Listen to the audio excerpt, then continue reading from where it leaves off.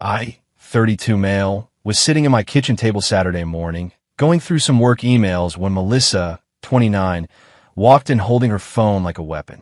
We've been together for about 18 months, living together for the last 6. We need to talk, she announced, pulling out the chair across from me with unnecessary force. I closed my laptop. Okay, what's up? She slid her phone across the table, showing some relationship advice article about financial transparency in modern relationships. The headline read something like, "Why couples who share everything last forever." I've been thinking, she started. We've been together long enough. It's time we combine our finances. I want access to your bank accounts. I blinked. Access to my accounts? Why? Because that's what serious couples do, Derek. My friend Tanya and her boyfriend share everything. Complete transparency. That's real trust. Mel, we split bills fairly. You know what I earn. What's this really about? Her jaw tightened. It's about you hiding things from me. What are you spending money on that you don't want me to see? I'm not hiding anything. My finances are my business, just like yours are yours. She stood up, hands on hips. So you don't trust me. This isn't about trust. It's about boundaries. Boundaries? She laughed, but it wasn't a happy sound. We live together. We sleep in the same bed. But your precious bank account is off limits. Yes, I said simply. It is. Her face went red. Then we're done. If you can't trust me with your money after 18 months, then this relationship is going nowhere. I looked at her for a long moment. She was doing that thing where she tilted her chin up, waiting for me to cave like I usually did when she threw these ultimatums. The time she demanded I skip my brother's bachelor party. The time she insisted I stop playing basketball with the guys on Sundays. I'd given in before. Not this time. Okay, I said. We're done then. The silence stretched for maybe 10 seconds. Her mouth opened and closed like a fish. You're serious? You just gave me an ultimatum. I'm not giving you access to my accounts. So by your logic, we're done. Derek, don't be ridiculous. I'm just trying to. You said we're done if I don't give you access. I'm not giving you access. Pretty straightforward. She grabbed her phone off the table. You're really going to throw away our relationship over this? I'm not throwing away anything. You're the one who made it conditional on accessing my bank accounts. This is so typical. You never want to commit fully. Sharing bank accounts after 18 months isn't commitment, Mel. It's premature and, frankly, concerning that you're this insistent about it. She stormed out of the kitchen. I heard drawers slamming in the bedroom, then the front door about 20 minutes later. I pulled out my phone and changed my apartment lock code. Thank God for smart locks. Then I blocked her number. If we were done, we were done. The text started coming through Facebook Messenger within an hour. Baby, please, let's talk about this. You're overreacting. I didn't mean it like that.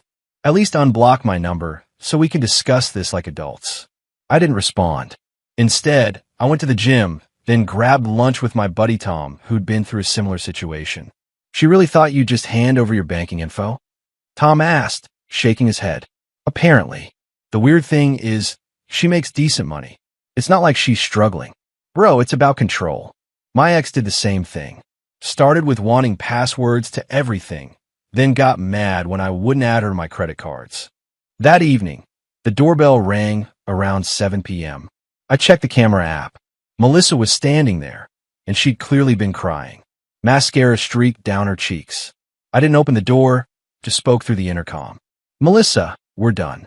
You made that clear this morning. Dara, please. I didn't mean it. Can we just talk? There's nothing to talk about. You can pick up your stuff tomorrow. I'll box it up and leave it outside. You changed the lock code. Yes, I did. This is my home, too. Actually, it's not. The lease is in my name. You're not on it. She started sobbing harder. Where am I supposed to go? That's not my problem anymore. You ended this relationship, remember? I was just upset. I didn't really mean we were done. Then you shouldn't have said it as an ultimatum. She stood there for another 10 minutes, alternating between crying and raging at the door.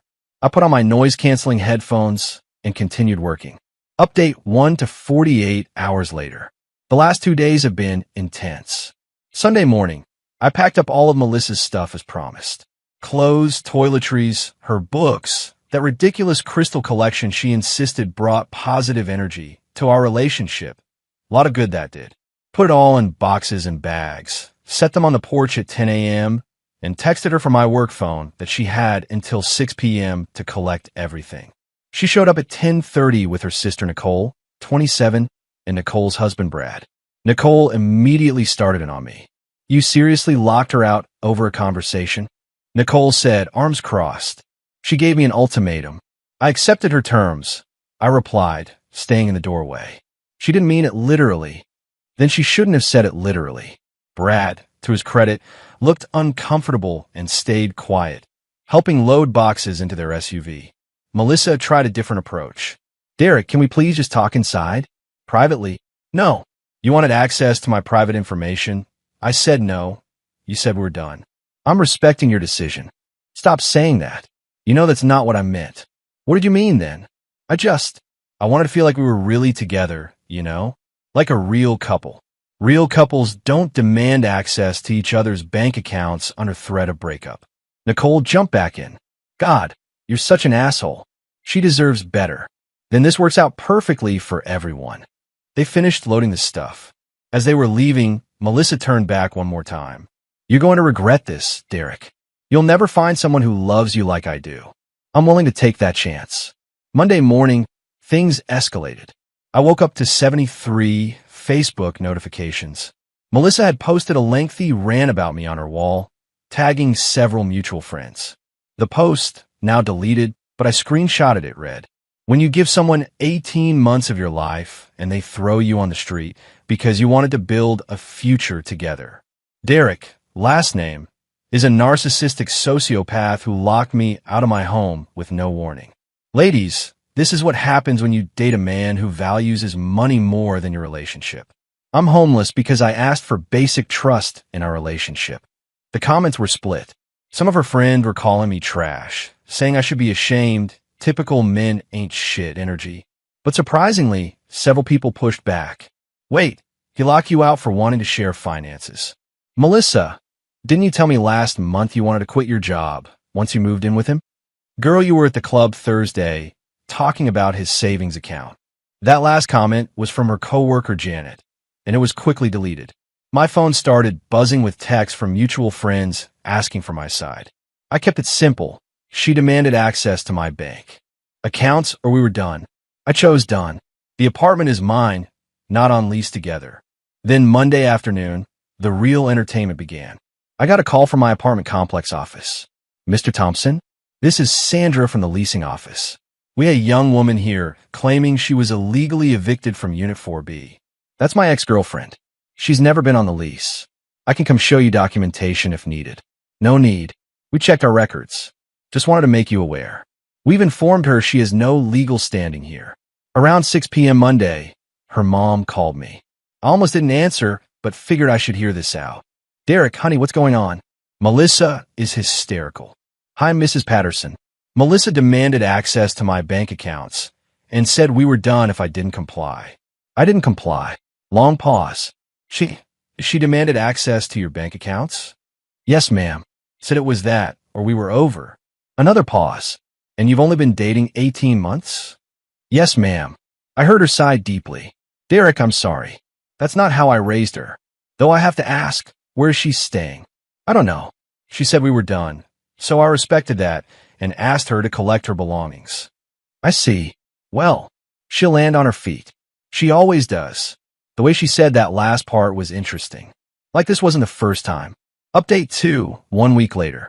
So it's been a week since the give me your bank account or we're done ultimatum, and oh boy has it been a ride. First, the good news. I've had the most peaceful week in months. Didn't realize how much mental energy I was spending managing Melissa's moods until she was gone. Slept better, killed it at work, even started that woodworking project I'd been putting off. Now for the drama, because apparently Melissa couldn't just take the L and move on. Wednesday last week, I got a Venmo request from her for $2,847. The note said, for my portion of rent, utilities, and emotional damages for illegal eviction. I declined it and blocked her on Venmo. Thursday, she tried Zelle. Same amount. Blocked. Friday, she had Nicole text me from her number. Melissa needs that money to get a new place. It's the least you can do after making her homeless. I replied, Melissa ended our relationship. She's not homeless. She has a job and family. Please don't contact me again. But Saturday was special. I was having coffee around 9 a.m. when I heard commotion in the hallway. Looked through the peephole to see Melissa with some guy I didn't recognize try to jimmy my door with a credit card like this was a 90s movie. I called out, "I have you on camera. Leave now or I'm calling the police." The guy jumped back. Melissa shouted, "I have rights. I lived here." "No, you don't. And you're on camera attempting to break in. You have 10 seconds to leave." The dude was already heading for the stairs. "Mel, I'm not getting arrested for this." She followed him, but not before yelling, "This isn't over." Narrator, it wasn't over. Sunday afternoon, my landlord called me. Not the office, the actual property owner, Mr. Garrison. "Derek, I've received a letter from someone claiming to be Melissa Patterson's attorney regarding an illegal eviction." My stomach dropped. Mr. Garrison, she was never on the lease. She was a guest who stayed over regularly. "I know, I reviewed your file. But I need to ask, did she receive mail there? Did she have keys?" "She had the door code, which I changed when she ended the relationship. Some mail came there, yes." "Okay, forward me any documentation about the relationship ending. Don't worry too much. She has no case, but I need to respond formally." I sent him the screenshots of her ultimatum text from Facebook Messenger, the post she made calling me a sociopath, everything. Monday morning, I got a call from a restricted number. Against my better judgment, I answered. "Mr. Thompson, this is James Wheeler from Wheeler & Associates. Regarding, I represent Ms. Patterson in the matter of her unlawful eviction from the residence at Mr. Wheeler. Ms. Patterson was never a tenant. She was a girlfriend who stayed over. She ended our relationship, and I asked her to collect her belongings, which she did. She claimed she was a resident who paid rent. She never paid rent. We split some bills and groceries like couples do. I have bank records showing no rent payments from her. She has receipts showing she contributed to household expenses. Contributing to groceries doesn't make you a tenant, counselor. She was a guest. The lease is solely in my name. She ended the relationship with an ultimatum about accessing my bank accounts. I have that in writing." Pause. "Bank accounts?" "Yes. She demanded access to my personal bank accounts, or we were done." I said we were done. She made the choice. Longer pause. "I see. We'll be in touch." He hung up. I immediately called my buddy, who's a lawyer. "Dude, she has nothing," he said after I explained. "She was a licensee at best, someone you allowed to stay there. When she ended the relationship, you revoked that license. The fact that she gave you an ultimatum and you have it in writing, that's gold." Tuesday, things got even more interesting. Remember that comment from her coworker Janet about Melissa discussing my savings at the club? Well, Janet reached out to me directly on Instagram. "Hey, Derek, I know we don't really know each other, but I wanted you to know Melissa's been planning this for months. She kept talking about how once she got access to your accounts, she'd move money gradually to protect the relationship or something. Thought you should know in case she tries anything legal." I screenshotted that immediately and thanked Janet. Wednesday, yesterday, I got another call from lawyer James Wheeler. "Mr. Thompson, my client is willing to resolve this matter for $5,000. "Resolve what matter? There's no matter to resolve. The unlawful eviction suit she's prepared to file. Tell your client to pound sand." "Actually, wait. Are you even a real lawyer? What's your bar number?" Silence. "Then I'll have to get back to you." He hung up. I did some Googling. There is no Wheeler & Associates in our state. There is a James Wheeler. He's a personal trainer who happens to be Melissa's friend from Instagram. I called my actual lawyer friend back. "Yo, I think her lawyer is fake." "Are you serious? That's illegal as hell. Like actually criminal. What should I do?" "File a police report for fraud and harassment." Now, so that's what I did yesterday afternoon. Gave them all the documentation, the recordings from my doorbell camera of the break-in attempt, the fake lawyer calls, everything. This morning, I woke up to 52 Instagram messages from Melissa on a new account since I'd blocked her main one. "Please just talk to me. I know James called you. That wasn't my idea, Nicole made me. I just need closure. You're being so cruel. I loved you. Why are you doing this to me? I'll apologize if that's what you want. Please, I'm struggling. My mom won't let me stay anymore. This is all your fault. The messages devolved from there into some pretty creative profanity. Block that account too. Final update, 3 weeks later. Alright, this will be my last update because this story has officially concluded in the most bizarre way possible. So 2 weeks ago, the police followed up on my fraud complaint.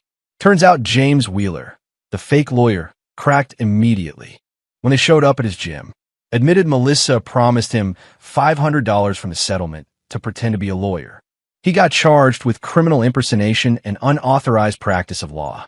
Melissa got charged with conspiracy to commit fraud. But here's where it gets wild. Last Monday, I'm at work when my phone starts blowing up. Co-workers texting me, "Dude, are you seeing this? And check Facebook now." Melissa had gone full nuclear. She'd started a GoFundMe titled, "Help me escape my abusive ex who made me homeless." The description was a masterpiece of fiction. According to her, I was financially abusive throughout our relationship. I isolated her from friends and family. I threw her onto the street with nothing. I hired people to stalk and harass her. She needed $10,000 to start over and get therapy for her trauma. She'd included photos of herself crying, some old pictures of us where she'd edited my face to look darker and more sinister. I'm not kidding. And even a photo of bruises that looked suspiciously like AITA. Her goal was $10,000. She'd raised $127, all from her mom and Nicole. But remember Janet, her co-worker who'd warned me about her plan? Janet wasn't having it. She commented with screenshots of Melissa's old texts bragging about her plan to secure the bag by getting access to my accounts. Then she added screenshots from their group chat where Melissa said, and I quote, "Once I get his banking info, I'll know exactly how much I can take him for. He's got at least $40K saved, LOL." The GoFundMe was down within 3 hours. Tuesday, Melissa's mom called me again. "Derek, I need to apologize. I had no idea how far this had gone.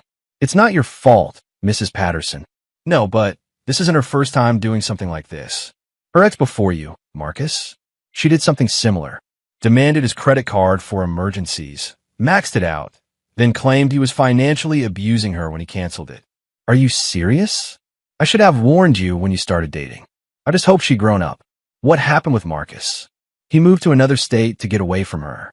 She found his new address and sent packages to his workplace claiming he owed her money.